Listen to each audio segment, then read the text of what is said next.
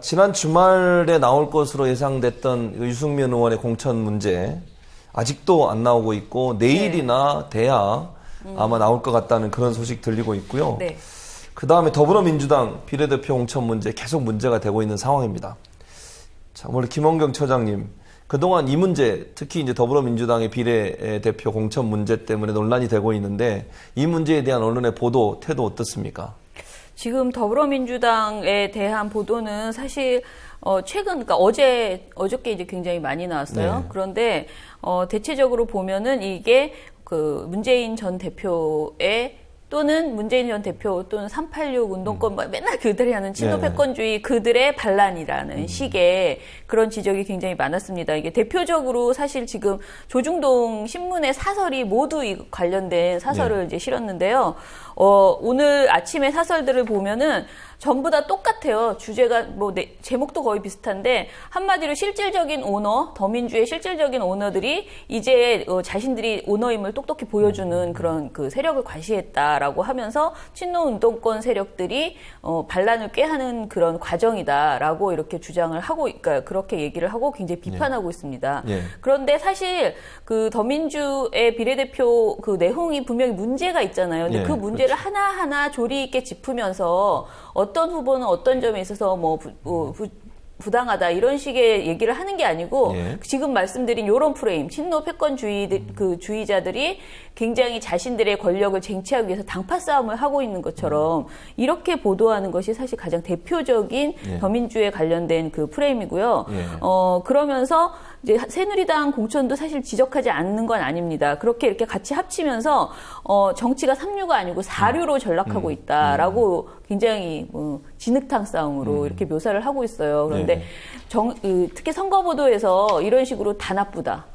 여기저기 다 그냥 개싸움이다 이렇게 하는 보도가 사실은 가장 나쁜 보도라고 생각하거든요. 이런 양비론 때문에 국민들이 정치에 대해서 무관심해지고 혐오주의를 갖게 되기 때문에 더 나쁜 보도의 문제라고 볼 수 있죠. 지금 김원기 처장 얘기하셨듯이 손 이사님, 이게 그러니까 조중동은 사실은 친노 패권주의를 다시 끄집어내고 친노 세력이 이걸 자기 이익을 챙기기 위해서 하는 것처럼 얘기하는데 아니 봅시다. 일본에 하신 분 표절 논란 있었잖아요. 전 공군 참모총장 아들 문제 때문에 논란 있었잖아요. 그 외에 또 노무현 대통령 전 대통령의 죽음에 대해서 비판하는 글 쓴 사람 있었잖아요. 그걸 문제 삼는 게 어떻게 패권이냐 아니면 또는 친노주의의 부활이냐 이런 식으로 얘기할 내용인가요, 그게? 근데 이게 사실 어떤 전략으로 이렇게 되는지는 당사자가 아니니까 제가 알 수는 없지만 지금 공천 과정은 이제 국민들에 대한 정당에서 어떤 대표성 있는 인물을 내세우는 건데 그런 분들이 당연히 나올 수 있는 여러 가지 허물들을 문제 제기하는 거는 사실 사전 검증 과정으로도 필요한 일이거든요. 그리고 이럼에도 불구하고 그 공천해야 될 이유가 있으면 설명을 해줘야 되는데 이것을 나에 대한 도전이냐라고 이런 식으로 받아들이는 거는 문제가 있고요. 우리 선거법에 분명히 공천은 비례대표도 마찬가지겠지만 민주적 절차에 의해야 된다고 얘기를 했는데 지금 양당들이 하는 공천이 과연 민주적이냐? 물론 민주적인 절차라는 게 뭐냐에 대해서는 갑론을박이 있을 수 있는데 이걸 좀 민주적인 것으로 보기 어렵다라고 하는 데는 대부분 동의하실 거예요. 그러니까 문제 제기조차도 허용하지 않는다면 그러면 법을 만드는 국회의원들을 뽑는다는 이 공천에서 사실상 위법을 하고 있는 거거든요. 확대해서 해석을 하면.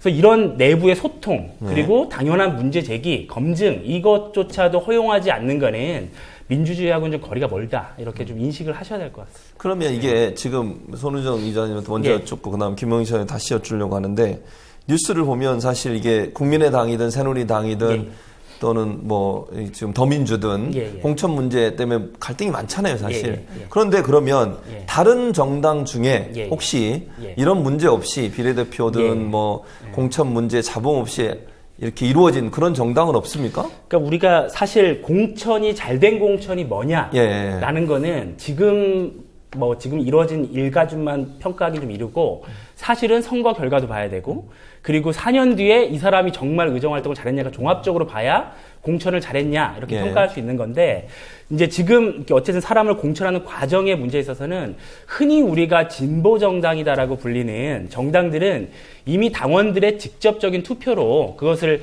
몇 명이 한두 사람이 아니라 당원들이 직접적으로 선택할 수 있게 아주 민주적인 방식으로 하게끔 돼 있거든요. 지금 뭐 소수 정당인 정의당을 비롯해서 녹색당 그리고 원외 정당인 노동당과 지금 새로 창당된 민중연합당 같은 경우에는 대부분 당원들이 투표해서 결정을 하고 있습니다. 그래서 지금 불가능하기 때문에 기성정당들이 못하는 게 아니라 안 하기 때문에 못하고 있는 거라고 봐야죠. 근데 그런 게 왜 김홍익 처장님 언론은 전혀 보도가 안 될까요?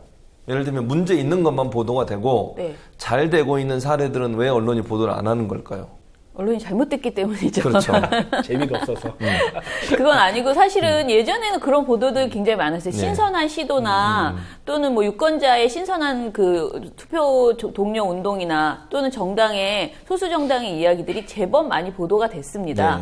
그런데 이제 계속 말씀드리지만 이명박 정부 이후에 언론 장악이 본격화되면서 사실은 소수 정당은 이미 뭐 거의 낙인 찍히다시피 마치 종북 정당, 이거는 운동권 정당 이런 식으로 대부분의 정당을 그렇게 처리하다 보니까 그들의 목소리, 그들의 행태에 대해서 칭찬할 것이 있어도 부각해주지 않는 그런 언론의 행태가 있는 거죠. 손 이사님, 이것도 한 가지는 앞서 우리가 여론의 흐름을 장보경 PD가 쭉 설명해 줬는데 그 내용을 보면 사실 공천 파동, 특히 이제 더민주의 비례대표 공천 파동 이후에 지지자들이 엄청나게 많이 빠져나갔단 말이에요. 근데 새누리당보다 훨씬 많아요. 비율로 보면. 그러니까 전체 지지율에서 빠져나가는 퍼센테이지로 보면 이런 현상 뭐라고 보십니까? 왜 이렇게 됐다고 보세요? 그러니까 이게 지금 전략이라고 하는 소위 말하는 이제 머리를 쓰시는 분하고 그걸 당을 지지하는 사람들하고 좀 바라보는 게 다른 것 같아요. 근데 우리가 사실 뭐가 민주적이냐라고 논쟁은 있지만 민주적인 것이 꼭 결과의 좋음을 반영하는 건 아니잖아요. 사실 아무리 좋은 민주적 절차를 통해서도 나쁜 결과가 있을 수 있어요. 그래서 몇 사람들이 좋은 전략을 내세워가지고 딱 하면 좋을 거라고 생각하는데 이 사람들이 볼 때 명백하게 이건 아니다라는 방향으로 가거든요. 근데 우리가 김종인 대표님이 알파고는 아니지 않습니까? 이상한 수를 뒀는데 이게 어디로 갈지 모르는데 뭐가 있어서 저렇게 뒀겠지라고 생각하고 믿지는 못하지 않습니까? 그러면 설득을 하셔야죠. 납득을 하게. 그러니까 당연히 이거는 우리가 원하는 방향이 아니고 당이 이렇게 가면 안 된다고 생각하는데 소통 안 하겠다라는 식으로 대응하시니까 지지자들이 이 당이 정말 자기네들이 원하는 당으로 갈 것이냐에 대한 회의와 불만이 들 수밖에 없는 거죠. 그럼 당연히 떠날 수밖에 없는 거죠. 근데 새누리당은 그것이 많이 당선시켜서 우리의 이권을 많이 보장하면 된다라고 해서 묶을지 모르겠지만 그 상대적으로 뭐 다는 아니겠지만 그래도 좀 야당을 지지하시는 분들은 지금 상황에 야당을 지지하시는 분들은 뭔가 좀 좋게 좀 바뀌었으면 하는 열망이 좀 크신 분들 아니겠습니까? 그러니까 이런 열망을 잘 수용하고 소통하려는 노력이 없이 그렇게 내가 알파고라고 얘기를 하시지 않으셨지만 다 알아서 하는데 니네가 책임질 거야라고 얘기하는 거는 조금 그게 설령 결과가 좋다 하더라도 그것을 좀 신뢰하기 어렵고 믿음을 주기 어려운 방식이라고 생각합니다. 그래서 나가는 거겠죠. 자, 김홍익 처장님, 이게 어제 그 공천 파동 있기 전에 김종인 대표가 발표를 했잖아요. 본인이 정해서 본인 2번으로 셀프 공천해서 발표했습니다. 그런데 그 뒤에 조선일보가 뭐라고 보도했냐면 잘된 공천이다. 야당의 대표가 조선일보의 칭찬을 받는 상황 좋은 상황인가요? 일단은 저는 사실 김종인 대표가 과연 조중동의 그 보도에 얼마나 많이 휘둘리거나 영향을 받는지는 제가 알 수 없죠. 그건 정말 종편이 많이 하는 관심법이기 때문에 저는 하지 않겠습니다. 다만 실제 조중동이 그러니까 조중동이 보도하고 또 종편 방송들이 계속 주는 것은 야당에게, 더민주에게 여당같이 되라고 요구하고 있어요. 처음에는 친노 세력을 척결하라고 그랬는데 친노에서 운동권에서 점점 민주화 세력, 민주 단체들과의 연결을 끊으라고 지금 계속 요구하고 있고요. 그리고 이제 와서는 그런 것을 다 끊어도 너희들의 어떤 정책이나 이런 것까지 전부 다 여당같이 되어야 한다라는 식의 요구를 하고 있는데 이런 요구들 때문에 김종인 대표나 또는 더민주가 휘둘리지 않아야 되는데 그런 부분에 있어서 과연 뭐 휘둘렸는지 아니면 얼체 색깔이 중도 쪽에 너무 가까워서 그랬는지 모르겠지만 분명히 저는 조중동의 보도가 이러하고 그것에 많은 국민들이 너무나 많이 듣다 보니 더민주가 그렇게 되어야 한다는 생각을 국민들이 가질 수도 있다라는 생각이 듭니다. 네. 이거와 연관해서 손 이사님 보세요. 지금 말씀하신 것처럼 자꾸 끊어내라고 하고 중도로 가라고 하고 이게 중도를 넘어서 우경화를 하라고 하는 거예요. 그런데 황당한 것은 김종인 대표의 행보를 보면 그걸 따라가고 있다는 생각이 지울 수가 없어요. 이건 제 개인적인 생각일 수도 있습니다만 이렇게 하는 것이 아무리 자기가 비상대책위원회 비대위의 대표지만 이렇게 해도 되는 겁니까? 근데 김종인 대표님이 과거에 어떤 일을 했는 거는 그 자체로 평가받으셔야 되지만 그것을 떠나서 지금 행동에 대해서도 평가를 그냥 그대로 있는 그대로 평가하는 것처럼 과거에 데모했다고 운동했다고 그게 벼슬이 돼서는 안 되죠. 하지만 그게 또 크게 엄청 잘못한 건 아니지 않습니까? 근데 예전에 운동권이었으니까 쳐내라 이런 식으로 가고 있는데 저 개인적으로는 사실 김종인 대표 이전에도 더민주당이 심각한 우경화의 경로를 계속 가고 있다고 생각을 해요. 가고 있었는데 지금 필리버스터나 이런 문제를 계기로 이제 좀 정신 차리고 좀 제대로 여당에게 할 말을 하는 야당이 좀 필요하다라는 목소리를 좀 듣는가 싶었는데 우경화를 가고 있어요. 근데 예전에 하고 지금은 뭐냐면 예전에는 좀 잘 싸울 수 있는 사람이 왜 이렇게 무능한가 이런 답답함이었는데 지금은 아예 사람 자체를 바꿔버리는 형태로 가고 있어서 심각하게 우려스럽습니다. 근데 이게 선거 결과 때문만이 아니라 지금 한국 정치가 어디로 가고 있는지를 우리가 한번 토론을 해봐야 돼요. 한국 정치가 정말 안정적이고 제대로 가고 있는가? 그럼 오른쪽으로 갈 수 있고 왼쪽으로도 갈 수 있습니다. 근데 지금 우리가 이명박 박근혜 정부 거쳐오면서 심각한 수준의 나라 자체가 지금 우경화로 쏠려 있어요. 가만히 중도를 외치고 있으면 아주 종북좌파로 몰리는 상황입니다, 지금. 근데 이 상황에서도 계속 우경화 전략을 쓴다라는 거는 지금 편승하는 것밖에 안 되는 거죠. 그러니까 기차가 지금 한쪽으로 계속 빠르게 달리고 있는데 내가 거기서 안 움직이고 가만히 있겠다 그래서 열차가 가는 걸 막는 건 아니잖아요. 그래서 좀 이게 선거를 떠나서 한국 정치 전반에 좀 심각한 문제가 계속되고 있다. 그래서 이것을 좀 어떻게 봐야 될지, 어떻게 해야 될지 이게 되게 곤욕스러운 부분이 있는 거죠. 그 다음에 사실 친노 프레임을 없애라 이렇게 조중동이나 보수 언론들의 주장을 하면서 많이 쓰는 말이 친노 운동권의 척결. 그런데 그 척결을 해야 된다고 주장하면 쓰는 말들을 보면 막말 수준이에요, 거의. 그렇죠. 사실이 아닌 내용도 사용을 하고. 그런 내용들 예를 들면 김영희 선생님이 보실 때 몇 가지 예가 있는지 좀 있으면 말씀해 주시고 왜 종편이 그런 식으로 해서 이렇게 공격을 하신다고 보세요? 저는 그런 상스러운 말을 잘 잊어버리기 때문에 그대로 기억이 나지 않습니다. 다만 굉장히 여러 가지 방식으로 그런데 제가 말씀드리고 싶은 건 그들이 말하는 친노 패권주의자들의 행태 그거는 그 친노라는 말만 쏙 빼면은 그냥 친박 패권주의의 행태랑 똑같습니다. 그것이 이제 표현이 좀 굉장히 거칠다 뿐이지 내용은 사실 별것 아닌 그런 내용이고요. 저는 오히려 반대로 친노 패권주의에 대해서 그렇게 비판하면서 왜 지금 현실은 친박 패권주의가 완전히 그야말로 기승을 부리고 있는 현실이잖아요. 지금 새누리당 공천을 보면 학살 공천이라는 말 저는 그런 말도 싫어하지만 그런 표현까지 나올 정도인데 어디에서도 친박 패권주의라는 말이 한 번도 제대로 나오지 않고 있는 현실 그것이 저는 더 문제라고 생각해요. 저희 팟캐스트나 다른 진보적인 방송에서 오히려 자꾸 이 야당에 대해서 어떤 것을 주문하기 이전에 저는 새누리당의 문제, 친박 패권주의를 지적하는 쪽으로 오히려 저희가 적극적으로 의제를 개발해야 된다고 그렇게 생각이 듭니다. 저는 또 한편으로 생각을 해보면 만약에 노무현 대통령께서 대통령이 안 되셨으면 그러니까 쉽게 해서 친노라는 게 존재하지 않았다면 지금 무슨 패권 얘기가 안 나왔겠냐라는 거죠. 근데 지금 대상이 친노 혹은 친문이라고 최근에 부르는 그런 대상을 찍혔지만 없으면 호남 패권, 수도권 패권, 무슨 동교독회 패권 수많은 패권이 나올 수가 있어요. 그러니까 개파나 같은 것들은. 근데 이거는 누구라도 그 대상이 될 수 있다는 거죠. 이 대상만 없으면 뭔가 좋아질 것처럼 주위에 떠들지만 실제로 이 대상이 사라지면 누군가 다음 대상을 찾게 되어 있습니다. 근데 답답한 것은 이게 사실 어떤 노선이나 정책으로 구분이 되는 거면 차라리 긍정적이겠어요. 누구는 뭐에 대해서 정책에 대해서 반대하고 누구는 찬성한다고 논의가 되면 좋은데 지금 언론이 계속 확인할 수 없는 이거 어떻게 반박할 수도 없고 어떻게 입장을 바꿀 수도 없는 낙인 찍기 식으로 되고 있는데 국민들이 어느 의원이 누구누구랑 친하다 이거를 알아야 됩니까? 어느 의원이 어떤 정책에 대해서 어떤 입장을 갖고 있다를 알아야죠. 그래서 이거는 언론이 의도적으로 만드는 거고, 사실 만드는 이유는 야권 분열을 의도하는 건데, 그렇게만 하기에는 지금 여당의 분열이 좀 심각하니까 동일한 프레임으로 가다니까 오히려 자기 덫이 될 수 있는 거예요. 사실. 두 분한테 같이 물어볼게요. 김종인 대표, 물론 김원경 처장은 그만하세요. 자꾸 새누리당 얘기하라고 그러는데, 네. 이거는 김종인 대표 오늘 지난 그 당무 거부하면서 몇 가지 발언들을 쭉 보면요, 자기가 마치 망해가는 집안에 들어와서 살려내는 역할을 한다고 얘기해요. 물론 뭐 그런 부분도 있죠. 예. 그런데 이런 대우를 받으면서 망해가는 집안 살릴 생각 없다. 예. 좀 자만이 좀 센 거 아닌가요? 자, 근데 김종인 대표님이 들어오셔서 민주당이 좀 지지율이 높아가거나 사람들에게 관심을 갖거나 뭔가 하는 것처럼 보인 게 사실입니다. 예. 근데 그게 왜 그랬을까 생각을 해보면, 김종인 대표님이 와서 한 거는 그 혼란스럽고 내부에서 싸우고 난리치던 민주당이 일사불란하게 만든 거 하나예요. 사실은.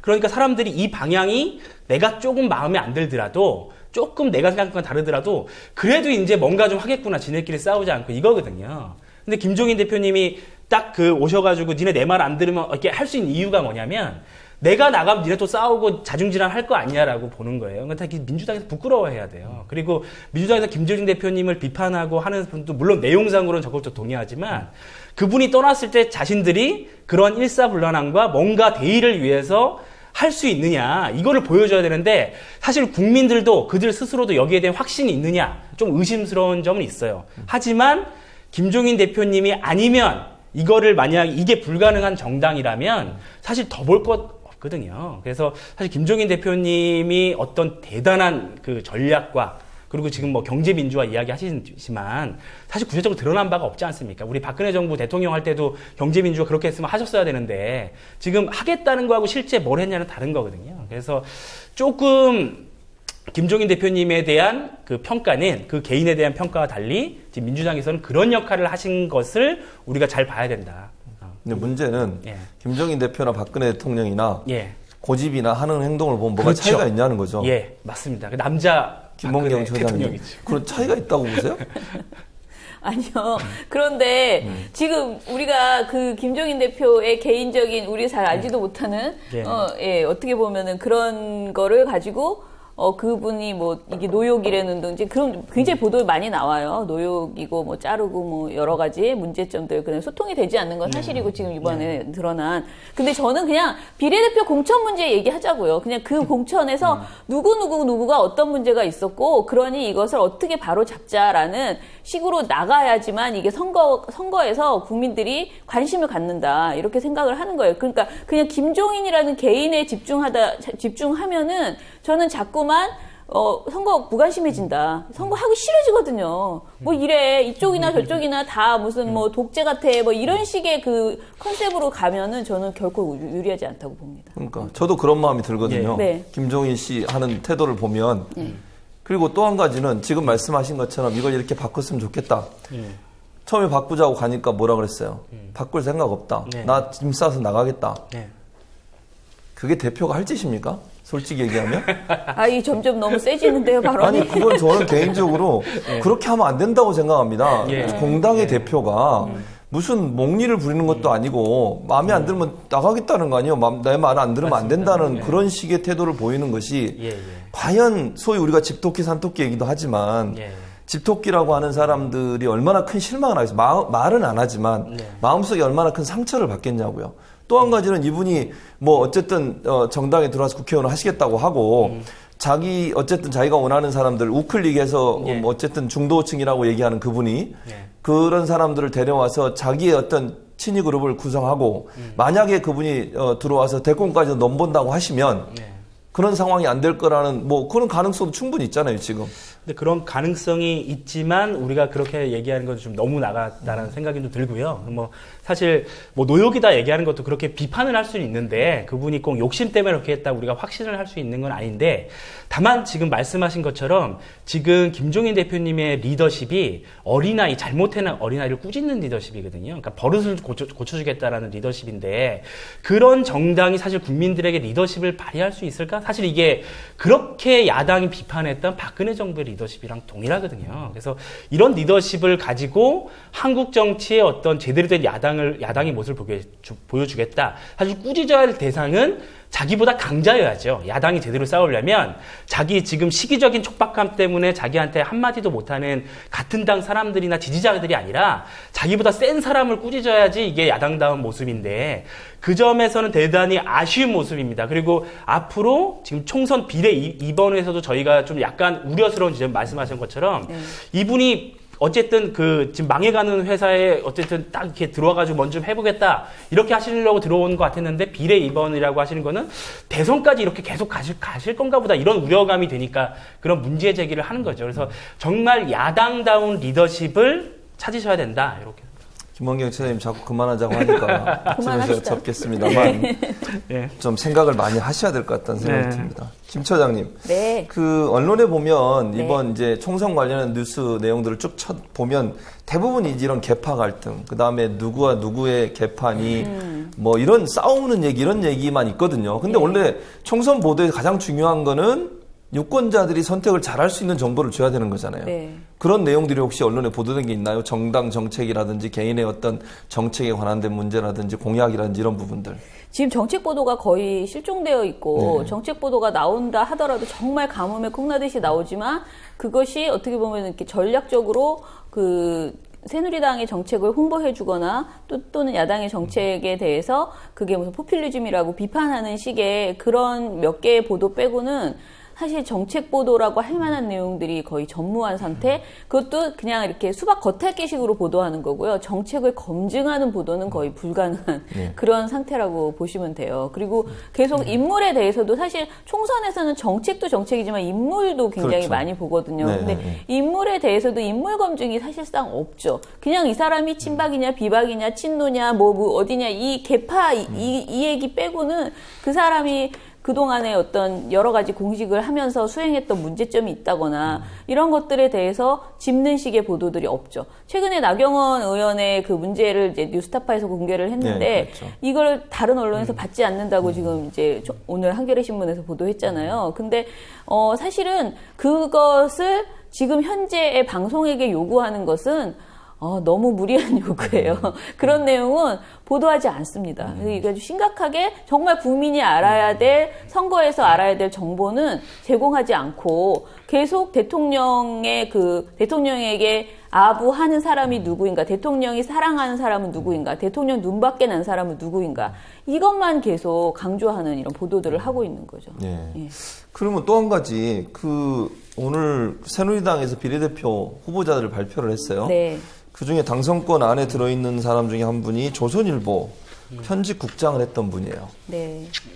이분이 편집국장을 1년 전인가 그만두고, 그리고 간부로 계속 있었거든요. 그러니까 조선일보를 그만둔 건 아니고 계속 근무를 하셨단 말이에요. 네. 근데 이분이 이렇게 새누리당의 비례대표로 떡하니 이름을 올리는 거, 소위 이게 이제 이번뿐만 아니라 언론인들이 현직에 있다가 바로 청와대 비서관이나 아니면 수석으로 가는 경우도 많았고요. 정치로 언론인들이 이렇게 현직에 있다가 가는 거, 강효상 조선일보 편집 전으로 나왔네요. 이런 형태가 바람직한가?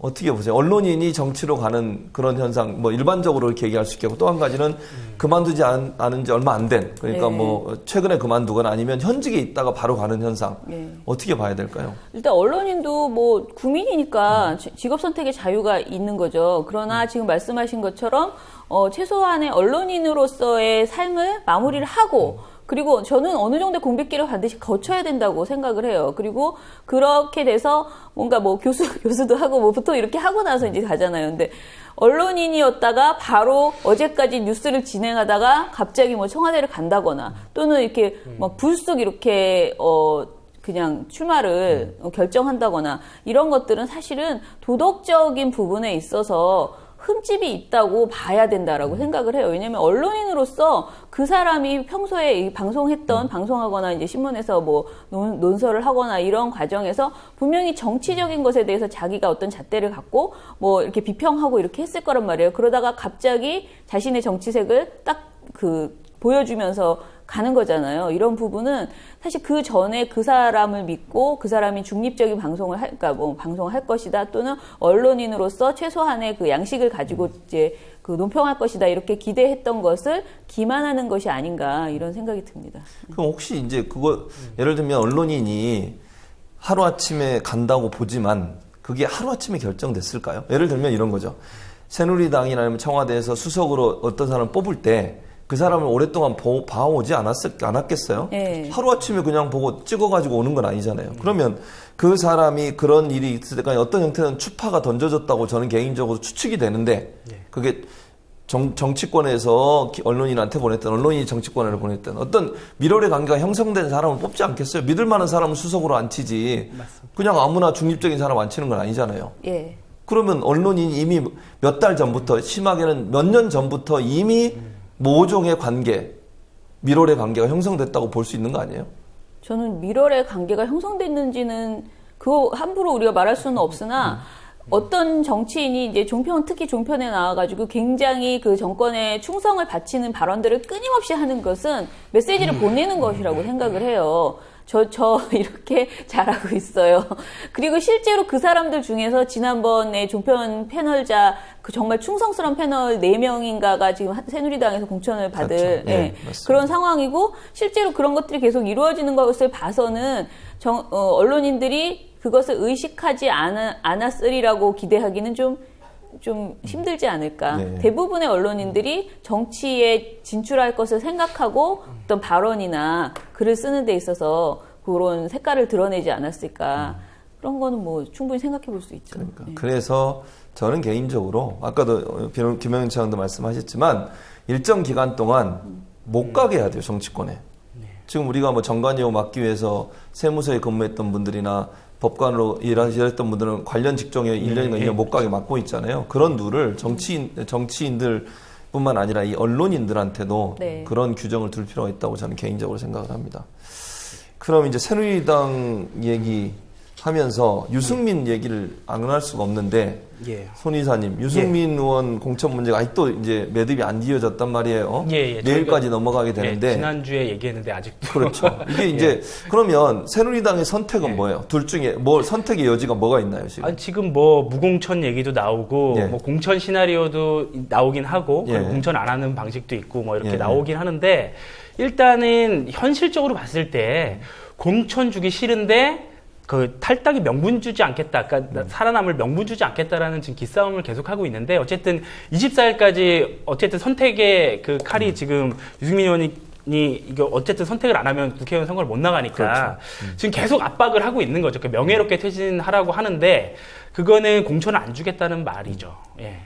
근데 왜 공천을 안 줄 마음이 있으면서 본인들이 안 자르고 계속 메시지만 그러니까 예를 들어서 공천을 안 해주면 누가 봐도 보복이고 보복질을 하게 한 것도 좀 약간 그 표현도 애매한데 어쨌든 윗분의 신기를 건드려서 나가는 게 명백하고 그러면 이제 피해자 그런 식의 코스프레를 할 거다 이렇게 좀 보고 계신 것 같아요. 그래서 그 순교자로 지들아 순교자 만들어주지 않겠다 이런 심리인 것 같고 그래서 네가 정치 욕심 때문에 네가 알아서 나가서 무소속 나가는 걸로 만들어보고 싶은 거죠. 근데 지금 유승민 의원이 바보가 아닌 한 그 수에 말려들지 않는 거고 또 이 사람들도 아이 그냥 공천 줘라고 하기에는 너무 그 압력이 크니까 지금 여기까지 상황이 왔겠죠. 아주 좀 코미디죠 지금. 김홍식 소장님 그 유승민 관련해서 보도된 내용 중에 좀 우리가 특이하게 볼 만한 내용들이 있습니까? 사실 요즘은 이제 너무 길어졌잖아요, 지금 갈등이. 기간이. 사실 초창기에는 그러니까 지난주까지만 해도 유승민 의원이 스스로 나가야 한다라는 식의 말들이 특히 종편 방송, 그 보도에서 나왔어요. 그러니까 그 종편 프로그램에서는 더욱 많이 나왔죠. 뭐라 그럴까 지금 말씀하신 맥락이랑 똑같아요. 새누리당이 피묻히기 전에 하기 전에 스스로 나가 명예롭게 퇴진하는 것이 좋다라는 식의 보도들이 있었는데 지금은 사실 아예 이거를 이제 덮는 아예 말하지 않는 그런 분위기가 되었고요. 아까 제가 말씀드린 것처럼 지금 현재의 그 공천 결과에 대해서 새누리당 공천 결과에 대해서 제대로 정리하는 보도가 없다 이렇게 보시면 됩니다. 특히 제가 보기에 이제 겨우 찾은 게 JTBC하고 SBS 정도가 지금 이번 공천이 친박계가 완전히 이렇게 장악한 그런 공천이었다는 것을 짧게나마 언급을 해줬고요. 다른 데서는 그런 언급조차 하지 않고 있거든요. 그러니까 제가 보면은 이제 JTBC에서 이렇게 보도를 했어요. 2008년 총선 당시에는 친이계가 12명, 친박계가 10명으로 해서 겉으로 보기에는 평균을 맞췄다. 그런데 이번 선거에서는 그렇지도 않다라고 하면서 친박계가 80여 명으로 절반을 넘었다라고 이렇게 그 절반, 그러니까 비박계는 40명, 그리고 친박이 80명이라는 거예요. 이런 통계라도 이렇게 간단하게 국민들이 이렇게 체감할 수 있는 말이잖아요. 이런 거를 이렇게 전해주면서 보도하는 것이 없다는 거죠. 그리고 이제 그런데 오히려 제가 황당했던 게 KBS 보도를 보면요. 이런 얘기를 합니다. 그 조윤선하고 김재원 등 일부 친박 그 의원들이 이제 그 공천에서 그러니까 경선에서 탈락했잖아요. 이런 것들을 보도를 하면서 뜻하지 않게 그 예상을 밑도는 성적을 거뒀다. 그러면서 친박의 패배를 오히려 이렇게 부각해서 보도를 하는 거예요. 네. 그러면 이것은 마치 그 친박이 비박에 비해서 2배 가까운 지금 공천 결과를 낳았다는 것을 국민들에게 인식하지 못하게 그 얘기는 하나도 안 하고 친박의 패배 아주 뭐 정말 소수의 그런 사례들을 이야기를 하면서 뭔가 이렇게 새누리당이 그 정말 경선에서 이렇게 정정당당하게 지금 뭔가 공천이 이루어지고 있는 그런 이미지를 주는 그런 보도들만 이어지고 있는 거죠. 그래서 사실은 새누리당 관련된 보도는 분명히 악재는 더민주나 새누리나 분명히 있었거든요. 그렇죠. 그런데 언론에서 이것을 보도하는 행태가 그 새누리의 악재에 대해서는 덮어주고 지금 가고 있는 이런 상황이고, 특히 저는 이번 선거에 있어서는 새누리당이 하는 행동보다도 지금 대통령의 선거 개입이, 그리고 대통령의 친박 의원에 대한 지원, 그러니까 친박 후보들에 대한 지원 행보, 이런 것이 대단하거든요. 근데 이런 부분들에 대해서 계속 지적하지 않잖아요. 그렇죠. 너무나 황당하게 특히 조중동에서는 이거를 지적은 합니다. 지적은 하지만은 그것이 선거 개입이라고 말하지 않고요. 친박 의원 지원 이렇게 얘기해. 친박 의원 지원이 선거 개입이잖아요. 근데 요 워딩이 다른 거예요. 경향하고 한겨레는 이것은 분명히 선거 개입이고 대통령이 부당한 지금 행위를 하고 있기 때문에 중지해야 된다라고 분명히 메시지를 주는데, 조중동은 그냥 열심히 노력하고 있다. 친박을 지원하기 위해서. 자연스럽게 그렇게 보도를 하고 있거든요. 이런 것은 정말 전반적으로 새누리당에 대해서 너무나 우호적인 보도가 이어지고 있다라고 봐야 되죠. 자, 손 이사님, 그러면 이제 더불어민주당이 어쨌든 비례공천 문제가 아직 봉합이 안 된 상태고, 또 며칠 사이에 비례공천 문제 때문에 지지율이 빠졌는데, 이게 나머지 야당들, 국민의당, 녹색당, 정의당, 이런 군소 야당들에게 지지율 상승에 도움이 된다고 생각하시는지, 또 만약에 도움이 된다면 어느 정당이 가장 혜택을 많이 누릴 수 있을지. 지금 일단 여론조사 추이로 보기에 따라서는 지금 정의당이 많이 흡수를 했다가 좀 약간 또 빠지고 있는데, 근데 어쨌든 시청자분들에게 좀 말씀드리고 싶은 거는, 기성정당이 뭐 이러니까 마음에 안 들고 막 하면 대안이 없는 건 아니거든요. 그래서 이번 기회에 사실 소수정당을 좀 주목해 보시는 것도 괜찮겠다. 그러니까 우리나라에서 가장 역사가 오래된 정당이 어딘지 아세요, 혹시? 녹색당입니다. 이름이 하도 많이 바뀌어가지고 이름이 녹색당도 지금 뭐 세계적으로 많이 있는데 정말 참신하고 가장 내부 민주주의, 지금 공천 자분과 대비되게 가장 뭐 진보 정당 중에서도 가장 뛰어나게 내부 민주주의를 하고 있고, 거기는 대의원들을 추첨으로 뽑거든요. 그러니까 그런 혁신적이고 진보적인 제도를 많이 하고 있는데도 지금 예전 아마 선거에서 0.48% 정도 얻었을걸요. 그러니까 녹색당도 있고, 물론 지금 원내에 있는 정의당도 있고, 지금 뭐 무소속 후보도 있고, 지금 민중연합당이라고 새로 만든 정당도 있고, 많은 정당들이 있고, 지금 이런 기성정당을 비판하면서 우리가 한번 해보자고 하는 당들이 많이 있어요. 그래서 나는 이거 신경 안 쓸게, 나는 뭐 투표 안 할 거야, 이렇게 하지 말고 가장 최선의 정당이 어딘가를 한번 생각해 보는 것도 기성정당에게 자극이 된다는 거죠. 그러니까 사실 우리가 우경화 전략을 썼던 이유가 뭐냐면, 그게 이제 97년 김대중 대통령이 당선됐을 때 전략 아닙니까? 2002년 노무현 때. 그게 뭐냐면, 왼쪽에서 막 운동이나 이런 것들이 있으니까 이걸 흡수하면서 여기서 포용하지 못한 중간층을 얻어간다는 거거든요. 근데 지금 우경화 정당이 우려되는 게 뭐냐면, 왼쪽이 무너지니까 이거를 견제할 수 없이 그냥 오른쪽으로 가는 거예요. 그래서 오히려 이럴 때 왼쪽 정당들의 조금 더 진보적이고 혁신적인 정당들의 관심을 가져주시면 이게 기성정당에도 자극이 됩니다. 우리 지금 공천 내부 민주주의가 좀 논쟁이 됐을 때가 예전에 민중노동당에서 당원 직선으로 경선했다 이게 많이 퍼지면서 또 그게 논쟁이 됐었거든요. 그러니까 그렇죠. 그런 식으로 좀 소수 정당에게도 많은 관심을 가져주시고 중앙선거관리위원회 홈페이지 가면 정책도 나오고 홈페이지 나오니까 많이 보셨으면 좋겠습니다. 지금 방금 지적해 주신 것처럼 예. 이제 앞으로의 전망을 좀 하자면 예. 두 분한테 여쭤보고 싶은 것은 예. 정의당이 이제 어쨌든 그 국민의당 다음에 정의당이 이제 야권 중에 제 세 번째 당인데 이 정의당이 3당으로까지 부상할 가능성이 있을까? 그러니까 국민의당과의 경쟁이 되겠죠. 결국 그렇게 되면. 예. 왜냐하면 국민의당도 지금 현재 공천 문제 때문에 사실 갈등이 있고 어제 뭐 막 들어눕고 그냥 중앙 당사가 아수라장이 됐었는데 두 분은 정의당이 제 3당으로까지 올라올 가능성이 있다고 보세요, 김원경 처장님? 뭐 가능성 있을 수 있죠. 왜냐면 사실 더민주에 대한 지금 오늘도 방송 보세요. 더민주에 대한 그 답답한 마음 국민들의 그런 거 있으니까 저도 집에서 이제 가족들하고 이 투표 얘기 자주 하거든요. 하면서 지금 말씀하신 녹색당 이런 거 막 얘기하고 그러면 이제 또 저희 남편은 녹색당은 좀 정당이 아니고 시민단체 아니야? 이렇게 또 얘기하는 거예요. 그러면 아니 그거 아니야. 자세히 들어보면 또 달라. 이런 대화 전에는 그냥 그러니까 여야 우리가 말하는 거대 여당, 거대 야당 이 중심으로 얘기를 했다면 지금은 약간 그쪽 말고 다른 정당도 더 많이 관심을 갖고 지켜보자. 게다가 또 비례대표가 있잖아요. 네. 비례대표 투표를 생각해서는 반드시 꼭 우리 동네 의원 누구 말고 비례대표를 꼭 생각하면 소수 정당에 대해서 꼭 더 많이 이제 논의해봐야 된다. 그리고 사실 이게 되려면 또 얘기하지만 언론이 소수 정당 보도를 해줘야지 국민들이 뭘 알 거 아니에요. 뭐 녹색당 그럼 이게 당인지 시민단체인지도 혼동하고 정의당이 어느 정당과 어떻게 대해서 뭐 무슨 정책을 가지고 있는지도 모르고 그냥 색깔론 계속 아까 말씀드린 운동권 당이라는 이런 식의 보도만 되고 있기 때문에 이 소수 정당에 대한 보도가 반드시 제대로 돼야 된다. 그거 강조합니다. 네. 저희도 좀 해주세요. 예. 국민의당을 정의당이 이길 수 있을까요?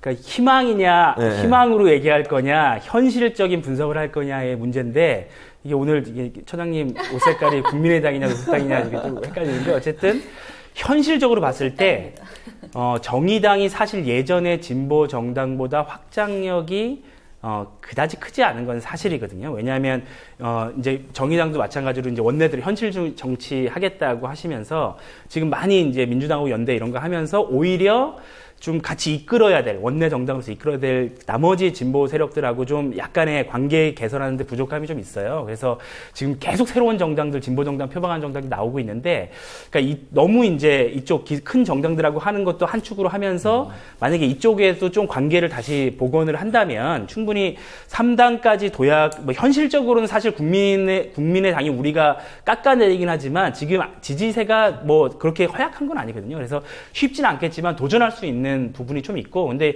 이건 아까 말씀드린 맥락에서 단순히 이번 선거 때 몇 석을 얻을 것인가도 물론 중요하겠지만 장기적으로 봤을 때 우리 한국 정치판을 어떻게 세력 균형을 맞출 것인가에 대한 안목 속에서 나머지 여러 정치 세력하고 관계를 잘 정리한다면 뭐 좋은 결과가 있겠죠. 네.